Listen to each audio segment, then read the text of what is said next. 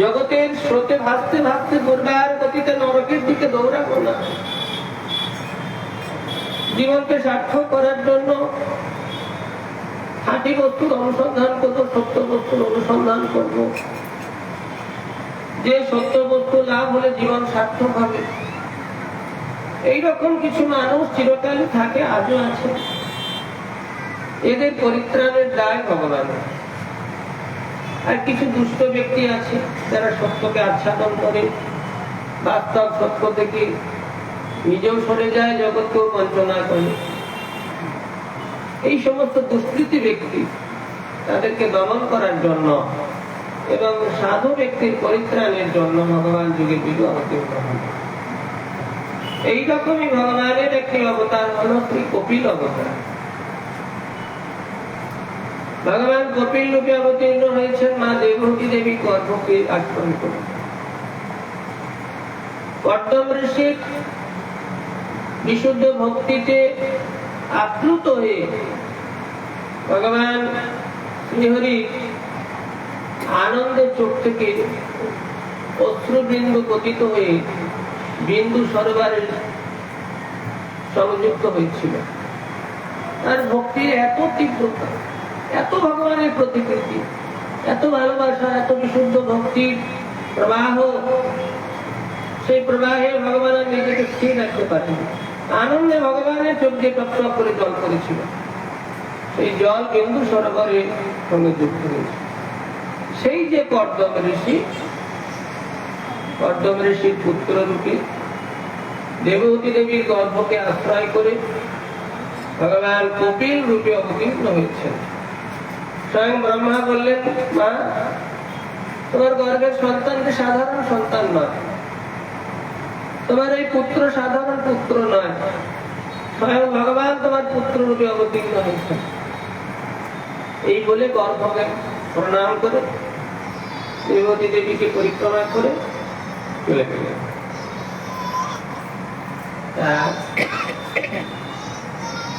একদিন দেবহূতি দেবী মনে পড়ে গেছে সেই ব্রহ্মার কথা। পুত্র জন্মের সঙ্গে সঙ্গে পুত্রের প্রতি স্নেহ বাৎসল্য হেতু তার প্রতি সেবা পরিচর্যায় এতই নিমগ্ন ছিলেন যে পুত্রকে শুধু নিজের পুত্র বাৎসল্য রসে প্রীতি করতে করতে করতে করতে ভগবত ভাবটা আর মনে নেই। একদিন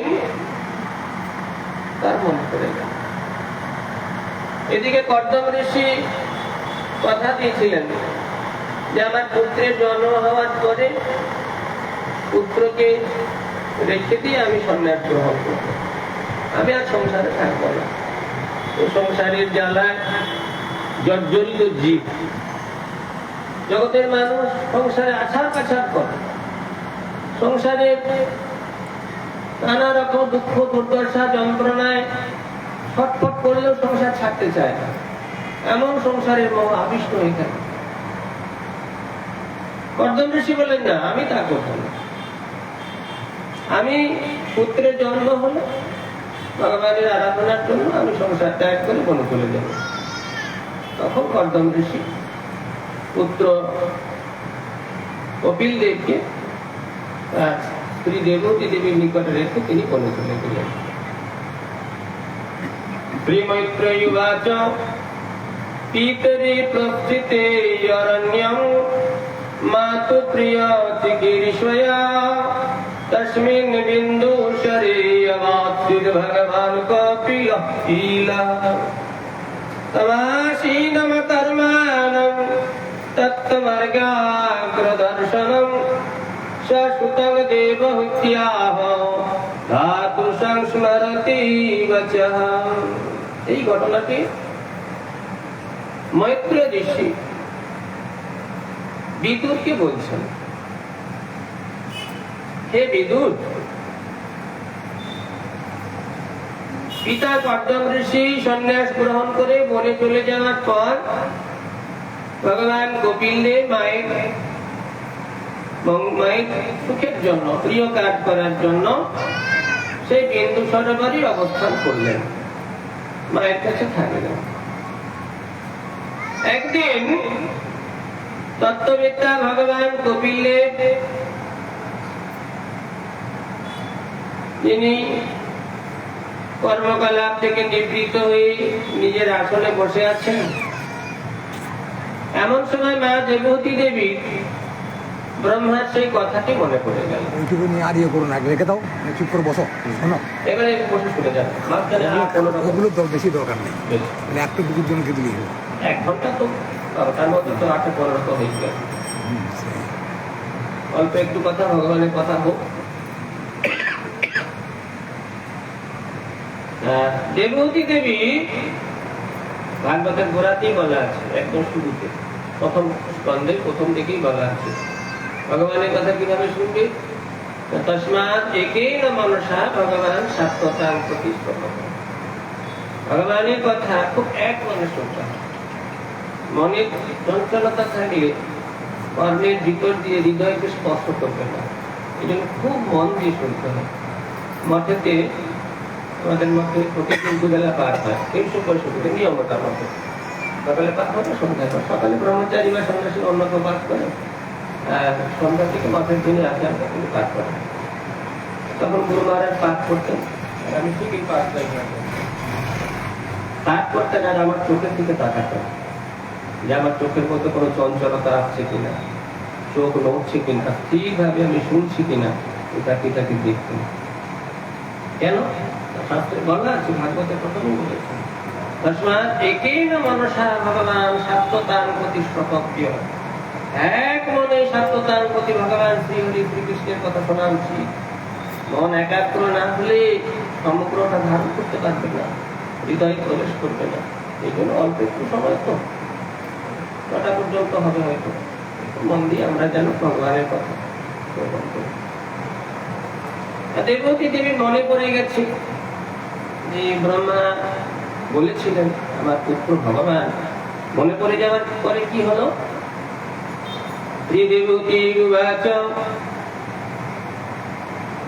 কারণ মনে হতে পারে শ্লোকগুলো তো বলার কি দরকার, ঘটনাটা বলে দিন তাই মনে হতে পারে কেন, কিন্তু ভাগবত পাঠের নিয়মটা আলাদা। ঘটনাটা তো গল্পের ছলে বলা যেতেই পারে। আমার মুখ থেকে, আমি তার ভগবান নই যে আমার মুখ থেকে যা কিছু শুনবে তাই মঙ্গল হয়ে যাবে, কিন্তু এই শ্লোকগুলো হলো ভগবান। গীতা ভাগবতের প্রত্যেকটি শ্লোক সাক্ষাৎ ভগবানের অঙ্গস্বরূপ, প্রত্যেকটি শ্লোক ভগবানের চিন্ময় বাণী। এই শ্লোক সাধারণ কোন শব্দ নয়। এই শ্লোক যদি কানের ভিতর দিয়ে হৃদয়ে যায়, চেতনকে জাগিয়ে তুলবে। যে আচ্ছাদিত অবস্থায় আমি ঘুমিয়ে রয়েছি অনন্তকাল, তাকে জাগাবে। এই জন্য আমি হয়তো শ্লোকগুলো বুঝতে পারছি না, কিন্তু সে বলছে ভিতরে যে আমি চেতন জীবাত্মা, আমি এই জন্য শ্লোকগুলো শুনতে হয়। শুনুন তারপরে শ্রীদেবহূতিরুবাচ নির্বিণ্যামি তরং ভূমন্যশরিন্দ্রিয় দর্শনাৎ येन सम्यात्मनेन प्रपन्यान्धं तमो प्रभु। हे प्रभु, এইসব উশৃঙ্খল যে ইন্দ্রিয়, একে শৃঙ্খলাবদ্ধ করে ধরে রাখা যায় না। চোখকেই নিজের ইচ্ছা মতো ধরে রাখতে পারি না, কানকে ধরে রাখতে পারি না, জিভকে ধরে রাখতে পারি না, তাই না? মনে মনে ভাবি বেশি বেশি খাবো না, কোন রকম একটু ডাল শাক বা আলু শাক অন্য খেলেই হবে। কিন্তু যখন নানা রকম বরবাদ পুষ্পান্ন মনের মতো খাবারগুলো সব এসে যায়, তখন আর জিভ সামলাতে পারে না, এটা খাবো না। এটা হচ্ছে মনের স্বভাব। চঞ্চলং হি মন কৃষ্ণ প্রমাথি বলভদ্রীরম। মন এত চঞ্চল যে আমার ইন্দ্রিয়গুলোকে বলবান করে তুলে দেয়, নিজে বলবান, ইন্দ্রিয়গুলোকে বুঝতে দেয়। এটা মনের স্বভাব। এই জন্য ভগবান বলছেন, অর্জুন তুমি ঠিক বলেছ, অসংশয় মহাবাহ মন দুর্নিগ্রহ চল। মন অত্যন্ত দুর্নিগ্রহ, তাকে নিগ্রহ করা যায় না। উপনিষদ বলছেন লাল চিত্ত বালকম, চিত্ত বালকের মতো সে কিছু বোঝে না, তাকে বোঝাতে হয়, প্রয়োজন হলে শাসন করতে হয়। ইচ্ছা মতো চলতে দিলে সে বিপদে পড়ে যায়। বাচ্চাদেরকে যদি ইচ্ছা মতো চলতে দেওয়া হয়, কি করবে? সে কখন আগুনে হাত দেবে, কখন জলে গিয়ে পড়বে, কখন কি করবে, ঠিক তাকে বোঝাতে হবে, শাসন করতে হবে, অনেক কিছু করতে হবে। ঠিক সেই প্রকার এই মনকে ইচ্ছা মতো যদি চলতে দেওয়া হয়, সে যা খুশি তাই করবে, আমাকে বিপদে ফেলে দেবে, আমাকে ধীর স্থির হতে দেবে না, ভগবানের দিকে একাগ্র হতে দেবে না, জীবনটাকে ভগবানের অভিমুখে আগাতে দেবে না, বিষয় ভোগের জন্য সর্বদাই আবিষ্ট হয়ে যাবে। মান সম্মান, টাকা পয়সা, গাড়ি বাড়ি, ধন সম্পদ, ঐশ্বর্য, রূপ রস গন্ধ সপ্তস্পর্শ, এই পিছনে দৌড়াতে দৌড়াতে দৌড়াতে দৌড়াতে লাল বাতি জ্বলে যাবে, সময় শেষ, ব্যর্থ জীবন শেষ। একাগ্র চিত্তে জগতের মোহ পরিত্যাগ করে শুধুমাত্র ভগবানের প্রতি আবিষ্ট হওয়া হতে দেবে না, যদি মনের গতিতে আমি চলতে থাকি। এই জন্য মনকে শাসন করতে হয়। সেই কথা বলছেন মা দেবতী দেবী ভগবানকে, বাবা চিত্ত তো বড়ই চঞ্চল, উচ্ছৃঙ্খল ইন্দ্রিয় বর্গ, এগুলোতে আসক্ত থেকে আমি ঘোর অন্ধকার আচ্ছন্ন জীবন একটা তৈরি করেছি। সে শুধু এই দেহ মন গোলামি করাটাই একমাত্র কাজ বলে মনে করে, তাই তো করে জগতের মানুষ। আমরা কি করি সারাদিন? দেহের গোলামি আর মনের গোলামি। মন বলছে এটা করলে ভালো লাগবে, এটা হলে ভালো হয়, ওটা হলে ভালো হয়, দেহ বলছে এটা চাই, ওটা চাই, সেটা চাই, আর বুদ্ধি উস্কানি দিচ্ছে, হ্যাঁ তাই করো তাই করো, এটা করে ভালো, ঠিকই বলেছো। বুদ্ধি মনকে উস্কানি দেয়, আর তাই করি আমরা। বুদ্ধি উস্কানিতে মন ছুটতে থাকে, আর মন যেমন বলে ইন্দ্রিয়গুলো সেইভাবে কাজ করে।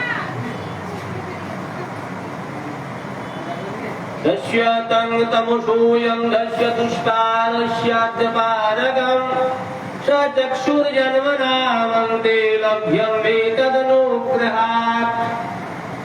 কিন্তু আজকে আমার সুযোগ হয়েছে, তোমাকে পেয়েছি, তোমার কাছ থেকে জানতে পারবো যে আমার জীবনের সার্থকতা কিসে হবে, কিভাবে এই সংসার চক্র থেকে আমি উত্তীর্ণ হতে পারবো, জন্ম মৃত্যুর চক্রে আর আবদ্ধ হব না।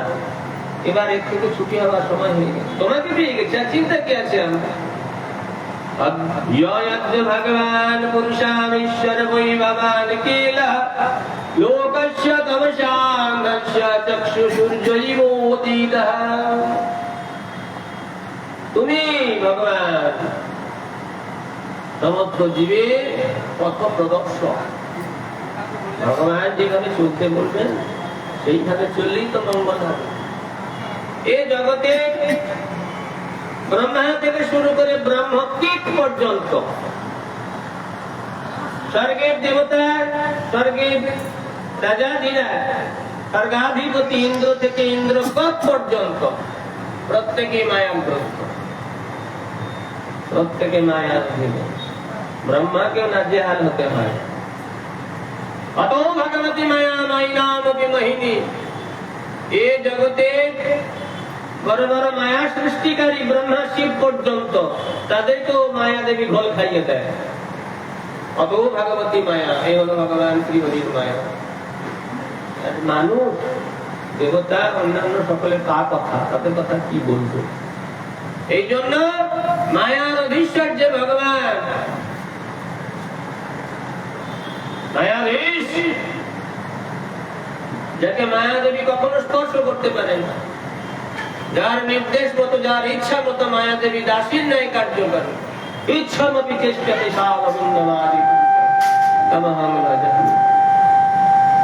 যার ইচ্ছায় মায়া দেবী কার্য করে থাকে। সেই যে গোবিন্দের যে প্রভাব, সেই প্রভাবটি জানতে হবে। কেন? তার কথার মধ্যে কোনো মায়া গন্ধ নাই। অন্যান্য সকলেই, প্রত্যেকটি ব্রহ্মা থেকে ব্রহ্মকীট পর্যন্ত যে যে অবস্থায় আছে সে তার নিজের মতো করে কথা বলবে, নিয়ম এটা। ধূমপান করতে করতে করতে করতে করতে করতে লাংসটা ফুটো হয়ে গেল, সে বলবে না না ওটা না হলে আমার চলে না, ওটা আমার কাজে লাগে, বলবে না। তথাপি